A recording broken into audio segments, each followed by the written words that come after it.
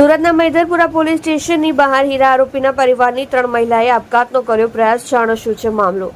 સુરતના મૈદરપુરા પોલીસ સ્ટેશનની હદમાં આરોપીના પરિવારની 3 મહિલાએ દવા પી આપઘાતનો પ્રયાસ કર્યો હતો. જો કે ત્રણેયને હાલ સારવાર માટે હોસ્પિટલ ખસેડવામાં આવ્યા છે. બીજી તરફ પોલીસે પણ તપાસ શરૂ કરી છે. પ્રાપ્ત માહિતી પ્રમાણે સુરતના મૈદરપુરા પોલીસ સ્ટેશનની બહાર જ આરોપીના પરિવારની 3 મહિલાએ દવા પી આપઘાતનો પ્રયાસ કર્યો હતો, જેમાં આરોપીની પત્ની, ભાભી અને સાસુએ સુસાઇડનો પ્રયાસ કર્યો હતો. ડીસીપીએ જણાવ્યું હતું કે મુખ્ય આરોપીની ધરપકડ કરવામાં આવી ત્યારે તપાસમાં દિલીપનું નામ ખુલ્યું હતું. પોલીસની તપાસ વખતે આરોપીના પિતાએ કહ્યું હતું કે જો તમે મારા દીકરાની ધરપકડ કરશો તો હું આત્મહત્યા કરીશ, જેની પોલીસે તે સમયે પોલીસ સ્ટેશન ડાયરીમાં નોંધ કરી હતી. આરોપી હાલ રિમાન્ડ હેઠળ. મૈદરપુરા પોલીસ સ્ટેશનમાં ગત 8/2024ના રોજ 65 લાખના હીરા ચોરીની ફરિયાદ નોંધાઈ હતી, જેમાં મુખ્ય આરોપીની ધરપકડ કરવામાં આવી હતી, જેની પૂછપરછ કરતા સામે આવ્યું હતું કે ચોરીનો મુદ્દામાલ દિલીપને નામ સામે આવ્યું હતું, જે બાદ પોલીસે તેની પણ ધરપકડ કરી હતી. આરોપી હાલ રિમાન્ડ હેઠળ છે. આપઘાતનો પ્રયાસ કરનારના નામ લતાબેન વાઢેર, કવિતાબેન વાઢેર, પ્રેમિલાબેન ગોહિલ સામે આવ્યા હતા. તમે જોઈ રહ્યા છો સત્યને સાથ આપનાર સત્ય સમ્રાટ ન્યૂઝ ચેનલ તંત્રી શ્રી નિલેશભાઈ પાટીલની સાથે.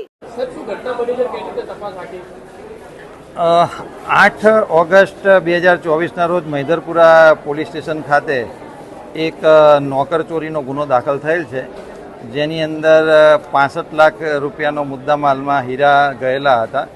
આ ગુનો દાખલ થયા બાદ મૈદરપુરા પોલીસે તપાસ કરતા મુખ્ય આરોપીની ધરપકડ કરવામાં આવેલી હતી અને મુખ્ય આરોપીના ઇન્ટ્રોગેશનમાં જાણવા મળેલ હતું કે જે ચોરીનો મુદ્દામાલ છે એમણે એક દિલીપ કરીને એક વ્યક્તિને એણે આપેલો છે, જેના આધારે પોલીસે આરોપી દિલીપને પણ અટક કરી અને પોલીસ કસ્ટડી રિમાન્ડ મેળવેલા હતા.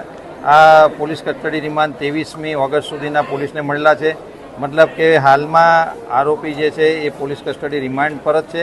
આ દરમિયાન એના કુટુંબિકમાં દિલીપના વાઇફ, દિલીપના ભાભી એટલે એના ભાઈના વાઇફ, દિલીપના મધર, આ ત્રણેય જણાએ એમનું જે રેસિડેન્સ રાંદેર વિસ્તારમાં આવેલું છે ત્યાં કંઈ દવા પીધેલી હતી અને દિલીપના જે ભાભી છે જે મૈદરપુરા પોલીસ સ્ટેશન ખાતે જે તે વખતે નીચે હાજર હોય એ દરમિયાન દિલીપના ભાઈએ આવીને પોલીસને જાણ કરેલી હતી કે મારી વાઈફે દવા પીધેલી છે. તો પોલીસને જ્યારે આ વસ્તુ ધ્યાનમાં આવતા પોલીસે તાત્કાલિક એઓને અહીંયા સ્મીમેર હોસ્પિટલ ખાતે સારવાર અર્થે લઈ આવ્યા.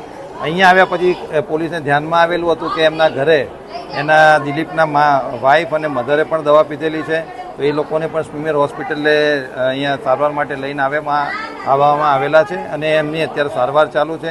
પોલીસ અત્યારે હાલમાં એમને ઉત્તમમાં ઉત્તમ સારવાર મળી રહે તે માટે પ્રયત્ન કરે છે.